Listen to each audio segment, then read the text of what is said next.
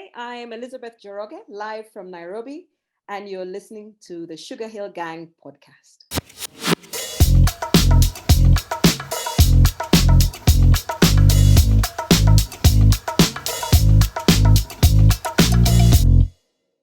What's up? What's up? What's up? What's up? Oh, hello world. What's up, family? This is the Sugar Hill Gang podcast, and I am your host, the Master G, and I'm joined by my co-host and my brothers and my peoples, my mans, pots and pans, hand diggity. Say what's up, diggity dog. Wakanda forever, Wakanda baby. forever. Wakanda No forever, doubt. baby. Wakanda Yeah. forever. And my know man, you know I can't do it without him. To do it to death himself, Mr. BK himself, Mr. Man, Mr. Pots and Pans. What up, T Dynasty? What's up, T? Huh? Just keep hearing people talking to me. Keep going. Keep going. Keep going. What up, T? What's up? And ladies and gentlemen, we got a really special one going on today, man. We are joined by a Nubian queen. I mean, Yes. literally live from Kenya. Nubian yeah. queen, Elisabeth. You got to say your name for me because it's so profound. Say it for me. Say it, Elisabeth. My full name is Elisabeth Njoroge. Oh, Wow. Elisabeth Njoroge. Wow. Ladies and gentlemen, from the Ghetto Classics Foundation, right? Mm-hmm. The foundation is called the Art of Music Foundation. The Art of Music Foundation. We're on a program called Ghettoclassics, yes. Right, Art of Music Foundation, and you're on a program called Ghettoclassics, right? Oh, that's correct. Yes, correct. And so in the interim, I mean, you're evidently familiar with our group. I'm sure you're familiar with the situation that we happen to have with music and the world. So I don't know if it's well, we asked everybody this question. What is your experience with the initial introduction to Sugar Hill Gang or Rappers Delight, or what was your experience? Do you have that experience? We asked everybody that. I do, absolutely. In fact, I was telling my friends that I'm going to be talking to you this evening. They're like, what? We danced to that music. Wow. And when we were young, and actually I am a lot older than I look, to be honest. We danced to that music. Don't crack, sister. Don't crack. So much fun. Black don't crack. True. That's right. We had so much fun dancing to your music when we were young. It really is a great memory. No, we appreciate that. We really appreciate that. So the whole idea of us doing the podcast is that fact. You know, we have been around, fortunately, for quite some time, and we have been, a part of the world. And we're now in a place where we're reinventing ourselves and we're creating new forums to reach out to our fans. So we came up with this idea to do this podcast. And again, not taking the credit myself, but my guys, Hen, Vic, and Rod, and Team Lothar out there in Austria, and the guys out there in Dubai, et cetera, et cetera. They came with the ideal of us connecting with people through this podcast. So the excitement about that is that we're having so many opportunities to really make some great connections. And this absolutely happens to be one of those great connections, So tell us a little bit about the foundation and tell us about what's happening. So to our fans and the people that need to know what you're about. So we'll go ahead and do that. I mean, you've said it, that, music brings connections. And it's a language. I mean, here in Kenya, miles and miles away, we know your music. And I'm sure around the world, everybody knows your music. And that's the great thing about music. Music is so powerful, genuinely. And so our program is about using music for another purpose, a purpose of changing lives. And what we did, and I mean, I started it 12 years ago, was when I was asked to help some children from an informal settlement, or a slum as they're called here. The only thing I knew I had to give them was music. That was the gift I had to give them. And through that has grown the Ghettoclassics program and the life-changing things that have come through music, just from the music itself. I always say we get a lot of street kids coming into through our gates, and they come in and they're bent and they're low and have low self-esteem. But as they make music and they make friends, you just see their shoulders coming out, their head held high, and they change, they transform in front of you. And that's really what we do. We just give them music and the rest comes naturally.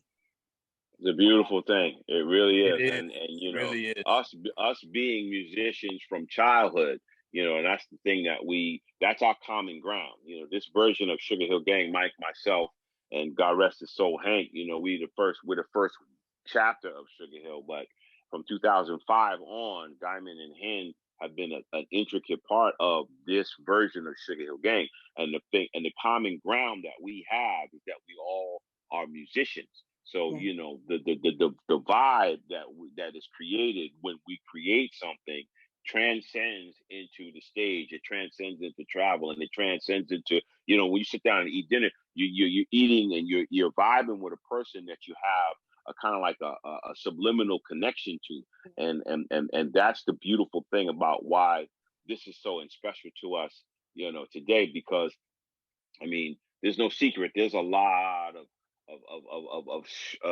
I don't want to say poverty, but there's a lot of desperation in those areas out there. And it's so unfortunate that such a beautiful country has so much to deal with. So that's another reason why I'm excited to talk to you, and I'm excited to see, you know, what an instrument can do for somebody, because like you just said, you know, you come from, if you're in a situation where it's nothing but drama, you know, and it's constant drama, and you can't see your way out of that situation, and then you finally get introduced to an instrument or that gives you the ability to go somewhere else. You know what I mean? And then when you go somewhere else, you find that when you get there, there are people that are like you too. You know what I mean? It becomes such a cosmic experience. And then here's the ultimate thing. It opens up the world to so many different things, you know, like us, you know, coming from the New York metropolitan area. I never thought in my wildest dreams that I'd be, you know, standing in front of people in Singapore, you know what I mean? But, you know, through music, you know, I've done that. I've been in France, I've been in Germany, I've been to, you know, Switzerland, and I'm working to get to Kenya, you know, so, but the music, you know, the music is how, what's it like when a young person, this, like, how do they decide each? Because I saw there's some people playing violins, and that's the other thing too.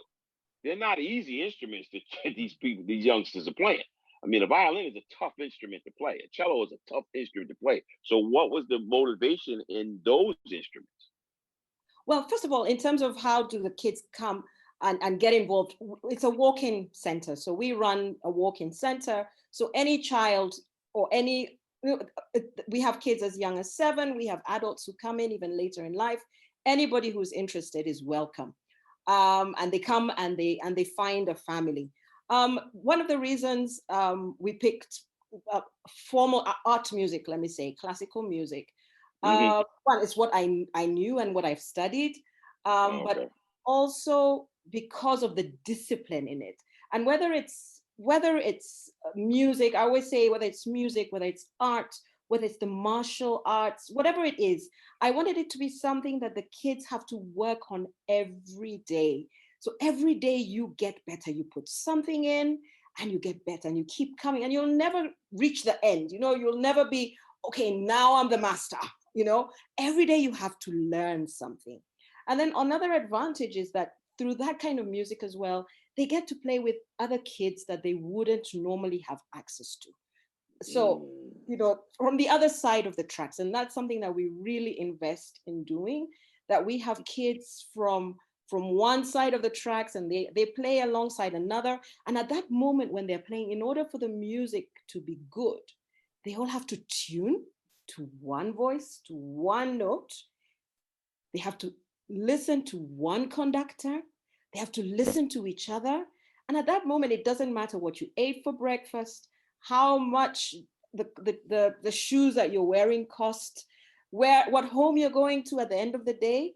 At that moment, in order for it to be beautiful, you have to be together.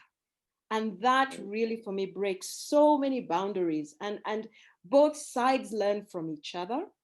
You know, so those who have learned not to take what they have for granted, And those who don't have also say, okay, he's not that much different from me. I can play even better than him or her, and that just creates this thing. And for me, I know maybe I'm a dreamer, but I feel that this is what can create a better Kenya, a better world where it's we're not different, our souls are the same.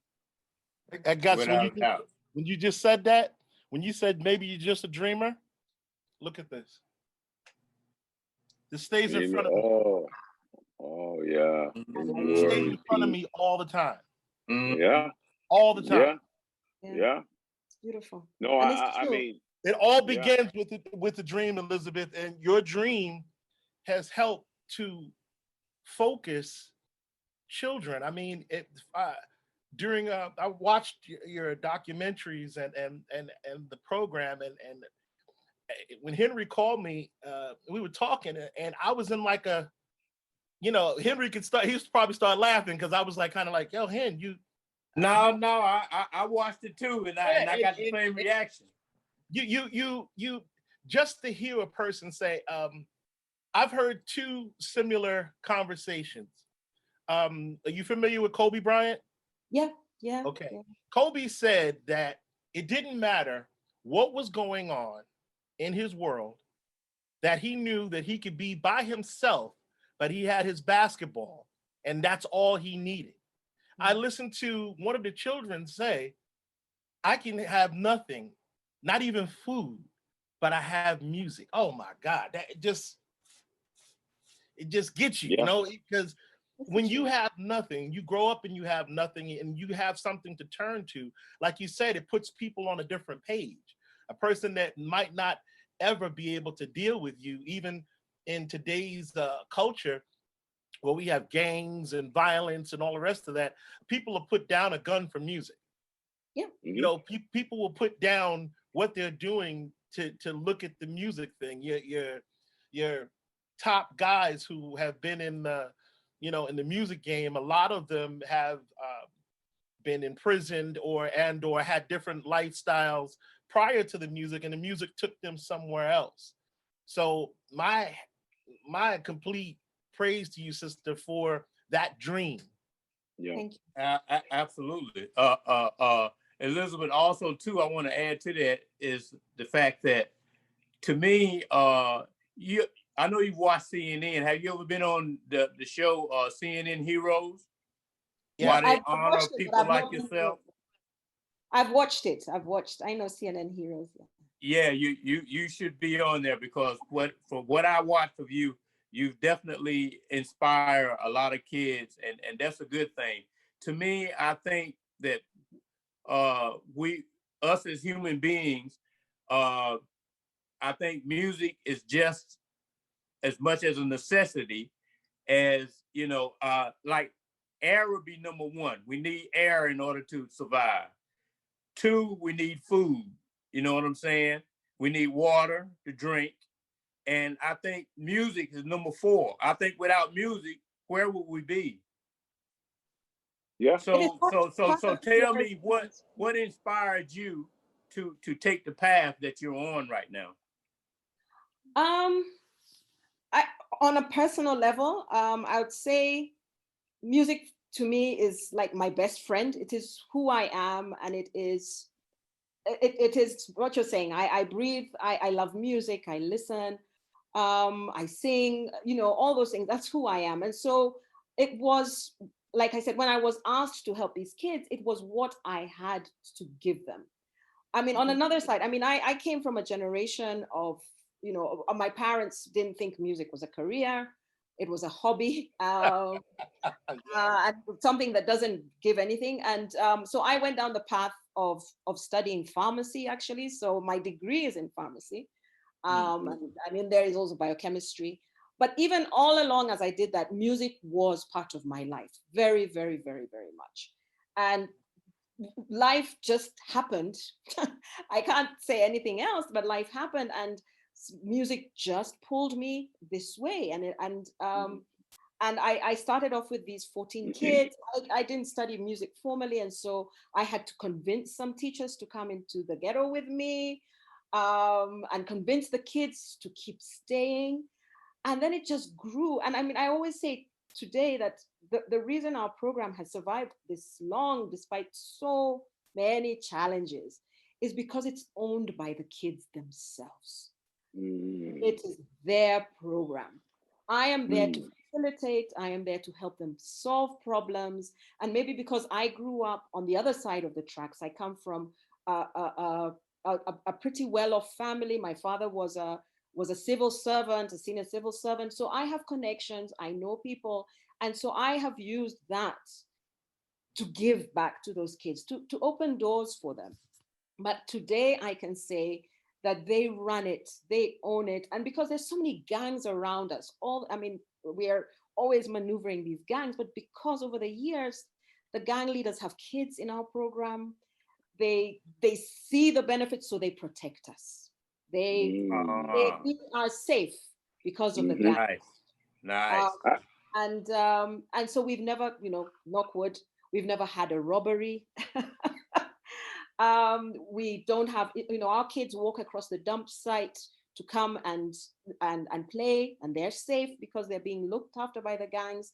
So, and now, especially during the Corona times, I've seen even more ownership happening. And I love it, because then I feel we're doing the right thing. They have taken over looking after their own community. We're seen as the role models. We started because food was a big issue, because a lot of parents were not working. So we started an urban garden behind our building, and that's looked after by the kids. So for me, I feel that music has grown these lovely children who I'm so proud of. And I don't know if I've answered your question, but. No. Yes, you did. I have a question. I have a question that is just like me just being an asking person. Why is it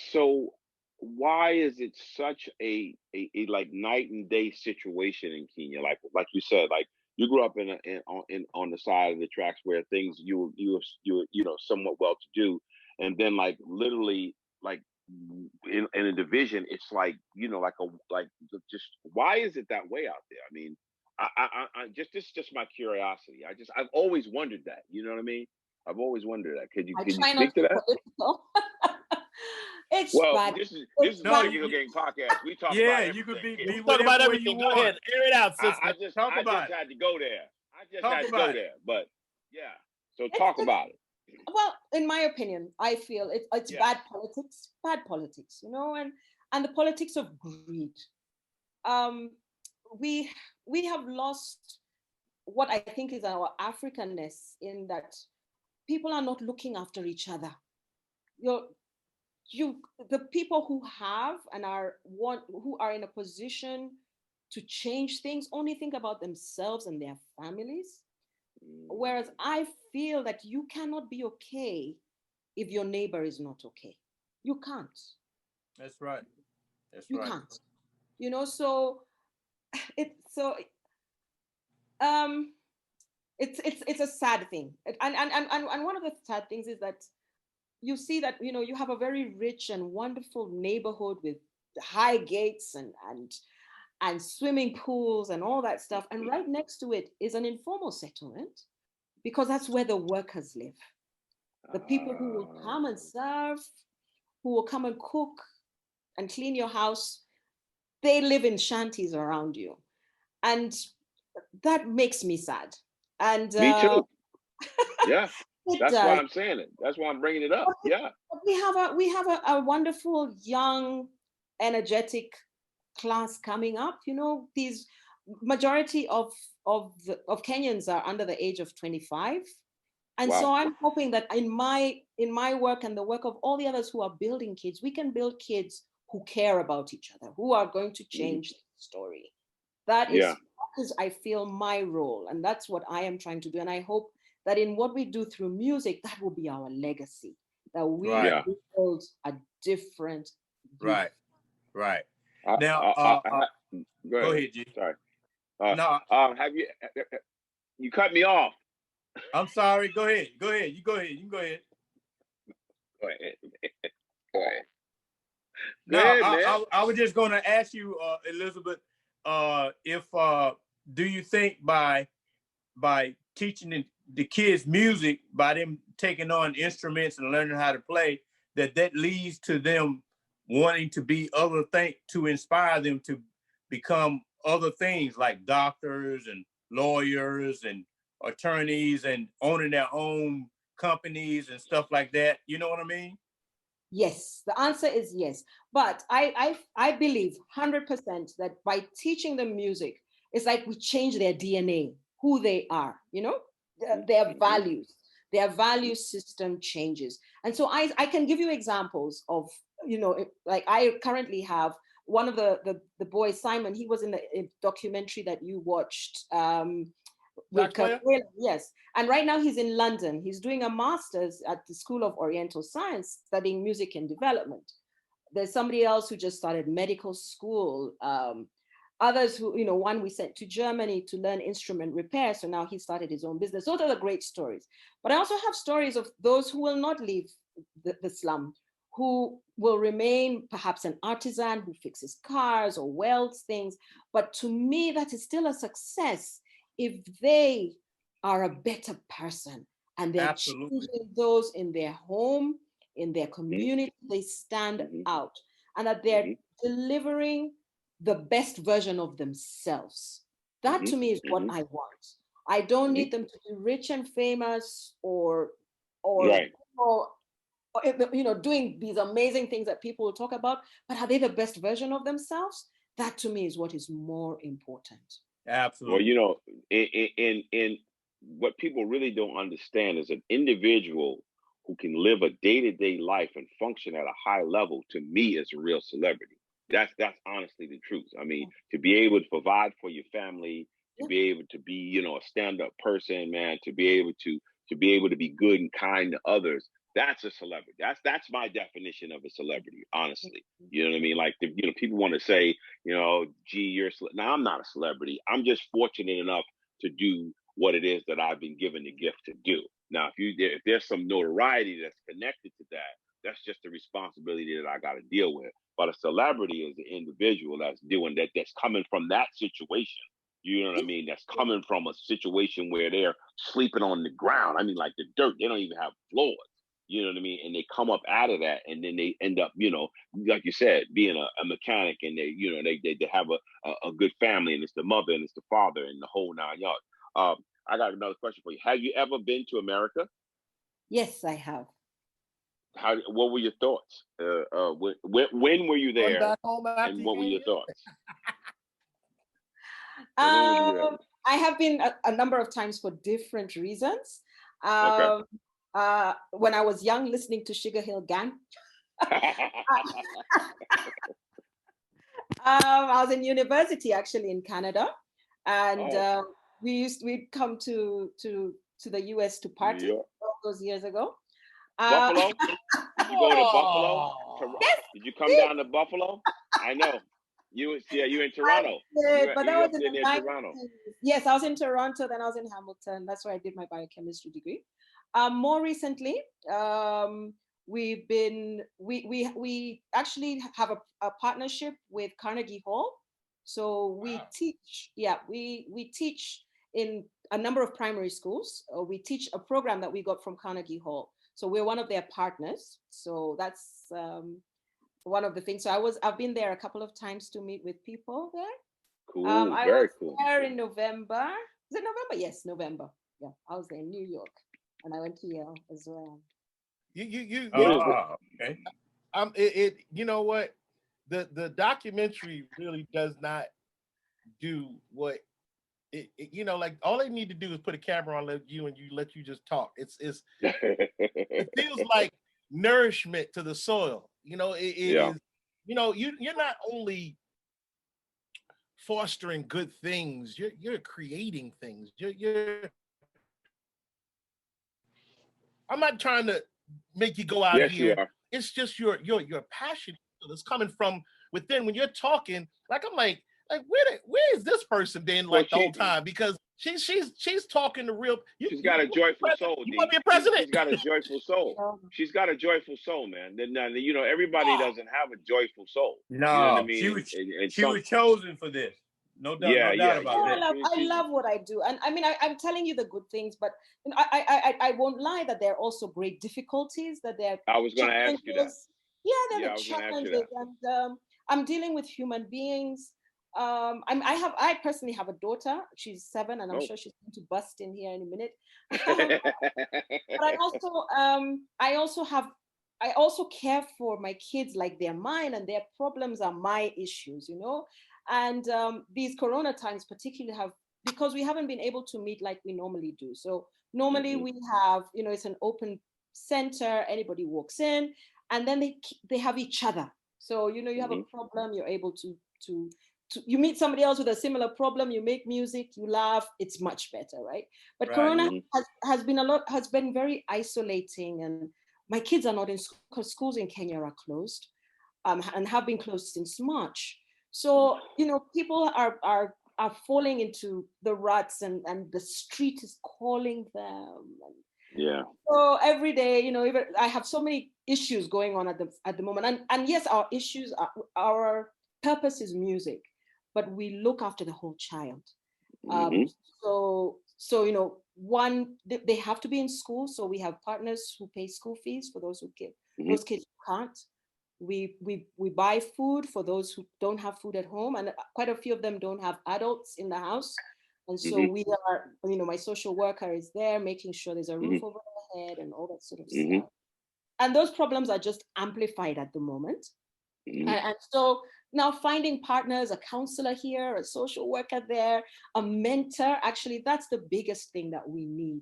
We need mentors, because for a lot of kids, they don't have an adult who can show them the way. So they have all that it takes to be successful. And especially the boys, they don't have a man to take them and hold their hand into adulthood, into manhood. And so I'm always calling my friends, hey, I need you to talk to this boy. He's in trouble. And so, you know, so that sort of thing, I hear an issue, I'm like, okay, so who am I going to call to help me here? So it's constantly using my human resources and calling favors and things like that, so that I can make sure at the end of the day, my person is all right. Yeah. That's crazy. I got you. That's crazy. Yeah. The school is located right by the dump. Yeah. The most horrible thing ever. You know, it is wow. It's enough to try to get through the rest of that without that situation going on. And then, you know, like you said, food, these are things that can curb you. You know, if your belly is aching, you can't figure out how you're gonna, you know, dot the quarter note, or whether you're gonna play the eye, or whether this part gets the legato, or you're not thinking about that. You're like, I'm really damn hungry, and I want to eat. And if I go steal this and do this or do that, I could eat, or I can feed my little sister. So it becomes a pull. So you're juggling. Half the time you're juggling. So because I just heard you say, you heard her say, fix the whole child. What? Come on, man. Yeah, no, it's deep, man. That's like deep. I said, you know, that's what I'm saying about this. What talking to you is very serious, man. Oh, don't do all that deep. But it's very important that we do this show and you know, reach, because you know we have a certain amount of people that we touch and a certain amount of people that we can reach. You know, and the more people that have eyes on what you're doing, the better an opportunity is going to be to get this thing to happen. Like I was, you know, like the cat from Poland, the Polish guy, the guy that was, what was his name? Jimek. You should interview him. He's so cool. I think you'd get on very, very well. I'm sure, you know, our team is amazing, you know, our guys, and, you know, we got, like I said, Lothar in Austria and the guys out there in Dubai and Abu Dhabi. I'm sure they'll be able to, you know, reach out and, you know, make that happen. I'd love to do that. But I just really love the idea of bringing in that culture. You know what I mean? That, you know, I mean, we've been to Poland and we've been to Lithuania, and, you know, we've been to those countries and we know how musical they are, you know, which is a lot of people don't realize. You know, there's so much, you know, music. There's so many musical people in that part of Europe. and that was very cool to bring that situation, there to put them in front of the children and expose that to them. Have you been paying attention to the Black Lives situation here in America? Absolutely, yeah, absolutely. What are your thoughts on that? Because I know there's a lot that's going on in your country. Yeah, and that's what I've been thinking as I watch it. Isn't it so sad what our skin has, the troubles that our skin has brought us for nothing. I mean, I support the Black Lives Matters movement with all my heart, but it also reminds me of similar things that happen here in Kenya. Please talk about it. That in Kenya, it's not even so much about Black lives. Our issues are rich versus poor. Mm-hmm. That is our biggest challenge, and mm-hmm. and as we watch it, and even here in Kenya, when it all erupted after George Floyd, I remember there was some people who went to the American embassy to protest on the behalf of the Black Lives Matter. But my thoughts were, why do we not protest about the Kenyans who are killed by the police here all the time? And that's why I brought this up. Yeah, please.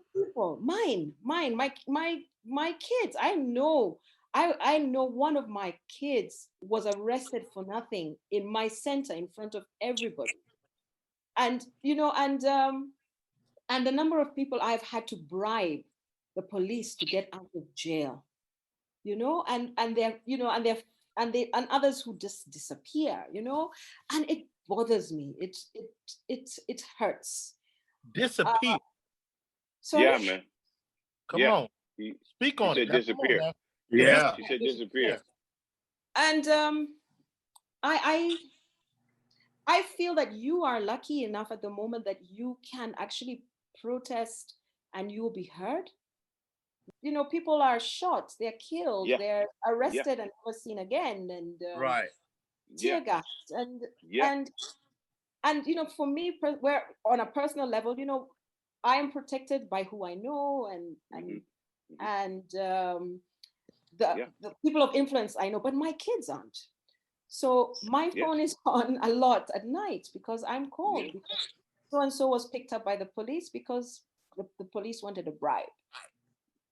And so I have to figure out how to get them out and keep them out of court. Yeah.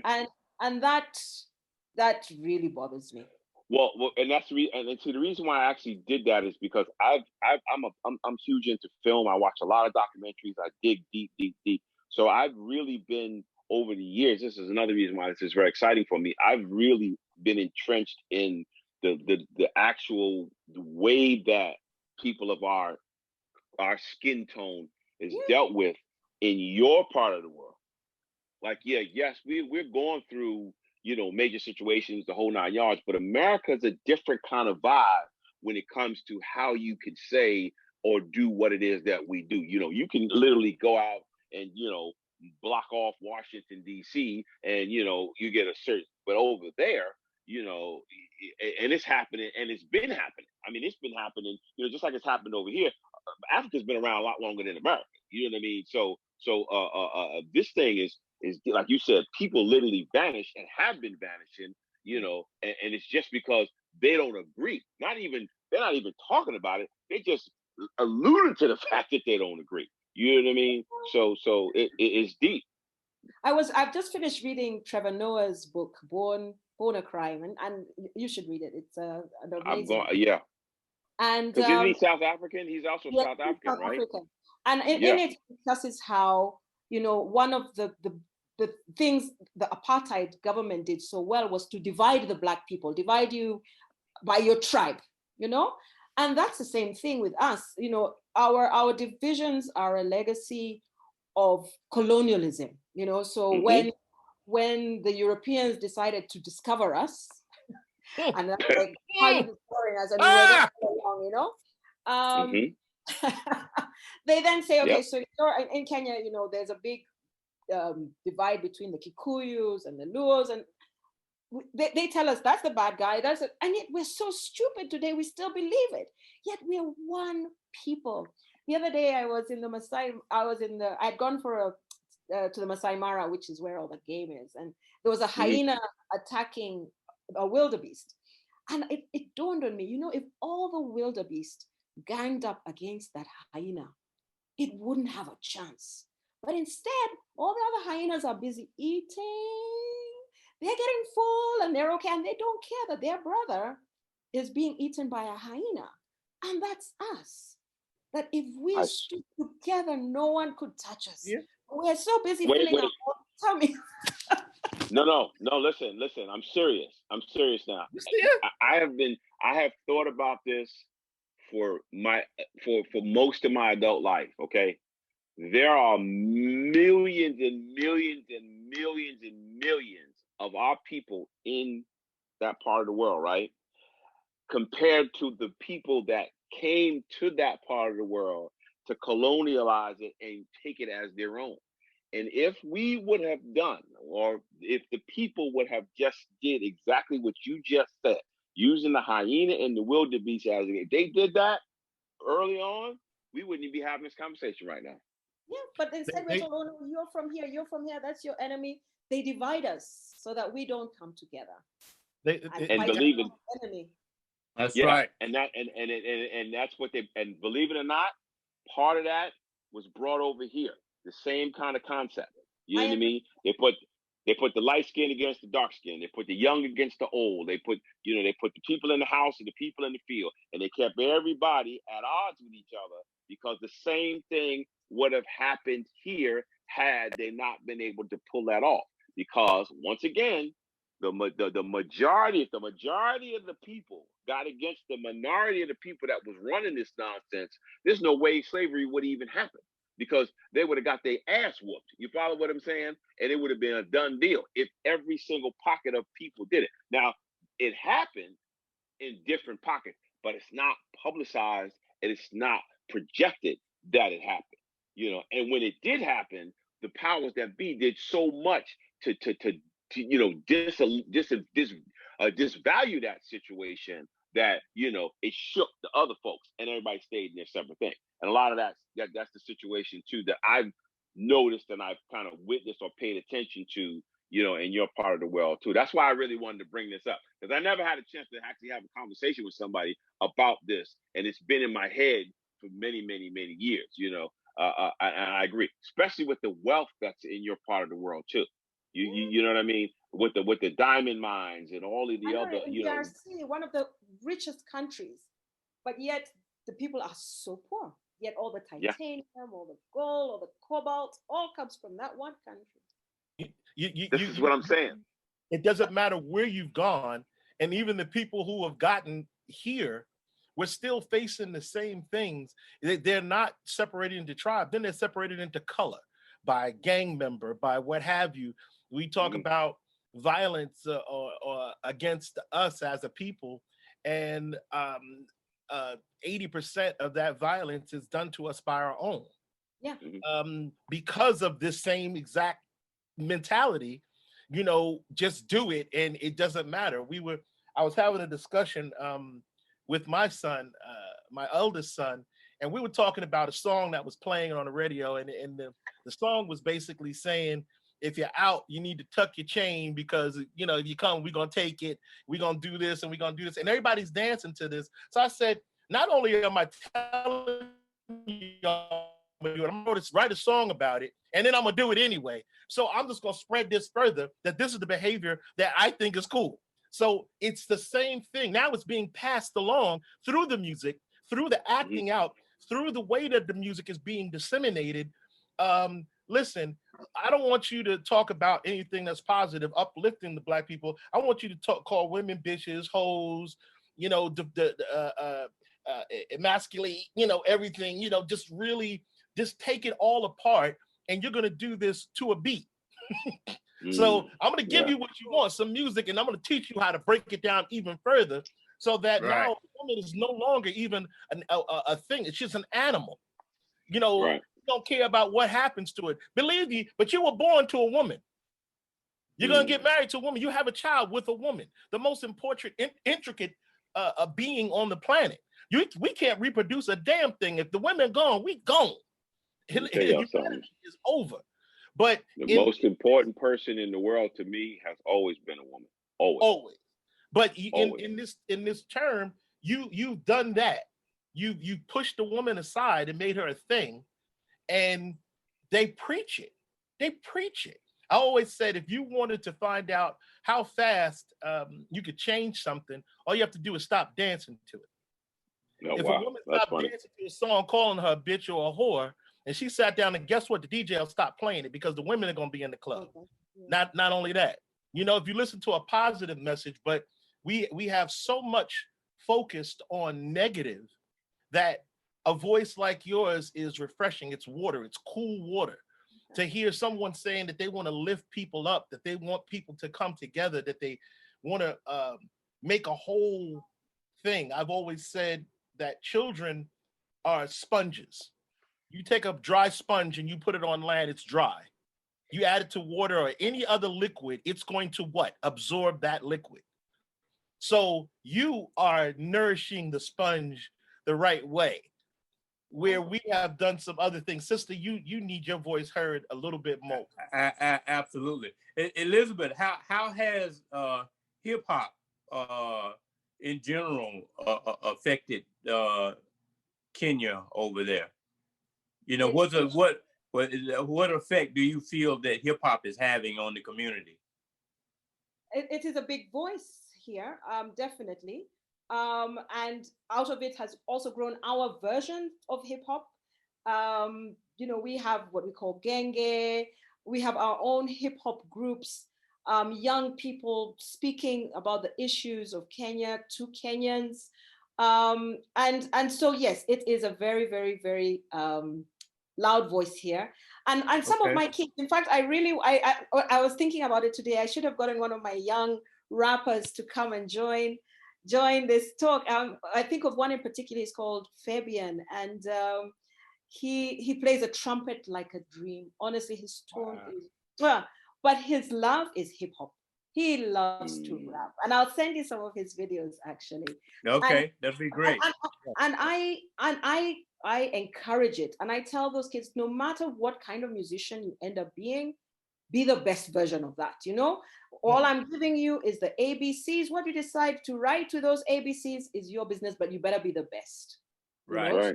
So I really, really encourage them, and I will definitely get you to meet Fabian. He will be so. Yeah. I don't know. Elisabeth for president, y'all. I don't know. I'll nurture a president, but I don't want to be one myself. No, what?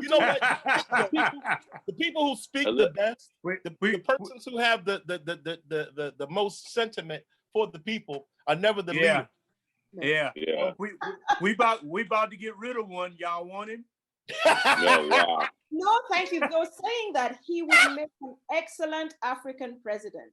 The way he has behaved is like right. So typical, right, of the past presidents, right? You bring all your children. It would be no different, right? Right in. Right in. We have enough. We're trying to get rid of some ourselves. I dig it. How big is Afrobeat in Kenya? Afrobeat, as you know it, is probably more so in West Africa. So those are the what P Squared and people like that. They're more from. That's where it originates from. But we dance like crazy here. It's very, very popular. So West African music and South African music are very big in Kenya as well. They're even Kenyans are. I'll call it Afro-Saxons.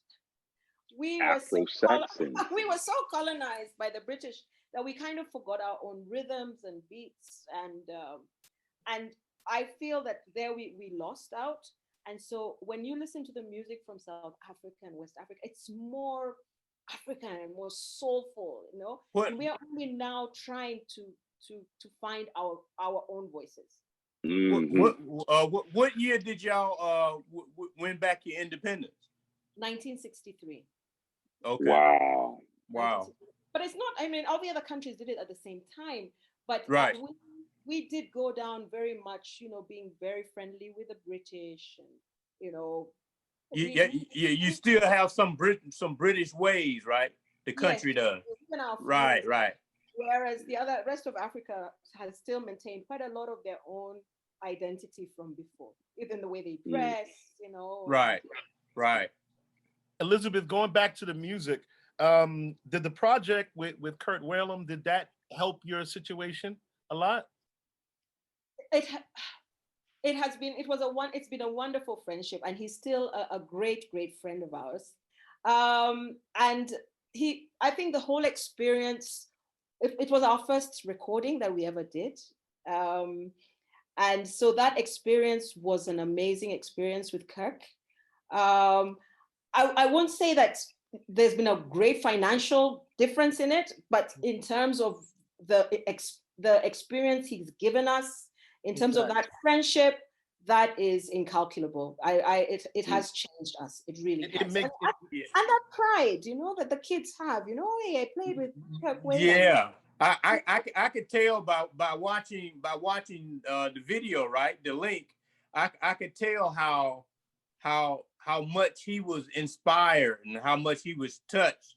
You know what I mean? To work with the kids like that. So I could tell that he got just as much from it as the kids did. I think, and it's the same thing with the Polish guy, Jimek. We have been the beneficiaries of a jazz festival over a number of years. And so we've had quite a few of the big Grammy Award winning artists come over. So we had like Marcus Miller last year. Diane Reeves also came, and Butler. So they've all come. And I say this nicely, but they get more from my kids than my kids get from them. And the reason is, I think where you guys are, when you're these big stars, you forget what music is about. You are busy, from one stage to another. My agent said, my contract, you forget. So when you come to our program and you see these kids with nothing except their music, it reminds you what music is about. And so that, I remember Jimek was back here in November. November. We were celebrating 10 years and he came to do a concert with us. And one day in the middle of, it was like 8 p.m. We were at Ghettoclassics. It's dark, it's smoky and everything. And he was surrounded by these kids. And they were asking him all these questions and they were so excited to be talking to him. But I could see in his eyes that he was the one getting more from them than they were from him. Right. Because I think you can forget. It's easy. You get into the grind and whatever, you forget. Yeah. No. That's why I said that, again, anything that connects music. 1 second. Go on. Okay. Oh, anything that connects music and children and the world together is one of the great joys of what's happening. And I agree with what you said. Sometimes you can get so caught up in the whole situation that 1 second. Hold on. Okay. Oh, you gotta plug in, get power. Oh, okay. Well, we getting ready to bring it home anyway, so it's all good. It's all good. Yeah. But don't do it. But like I'm saying, sometimes you can get caught up in the run.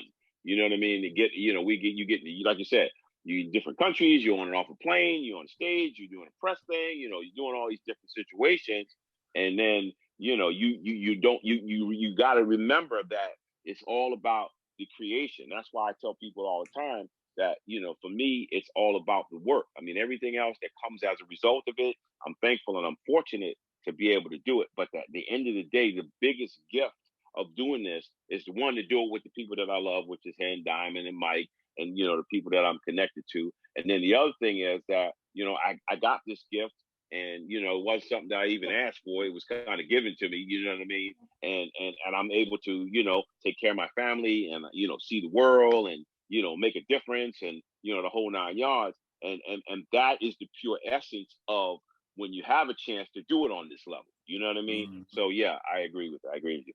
So you're welcome. Come and work with my. Well, that's what I was going to say. We're gonna bring it home. Yeah, we're gonna bring it home. Before go you ahead, Diamond. Go ahead. go home, Yeah, go ahead, Diamond. When I'm G. you have an idea with children or with youth, yeah, I know.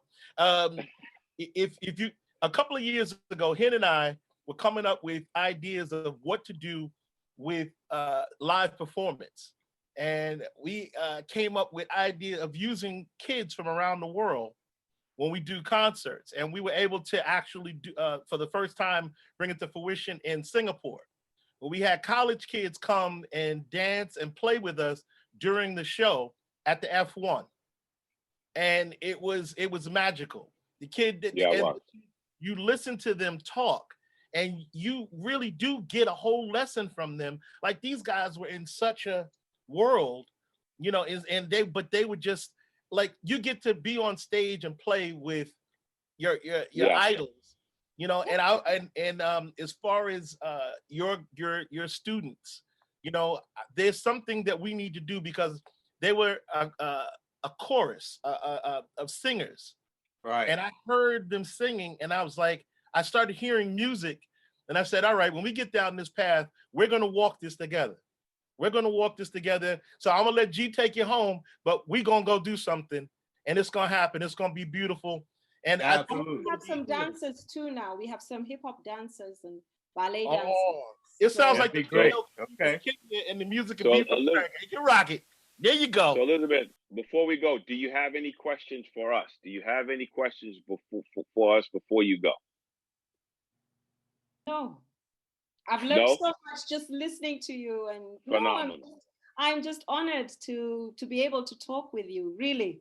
And Elizabeth, I would just like to say that you can stop all that stuff about, you know, you old when you was young. You look like you can still cut a step right now on the dance floor.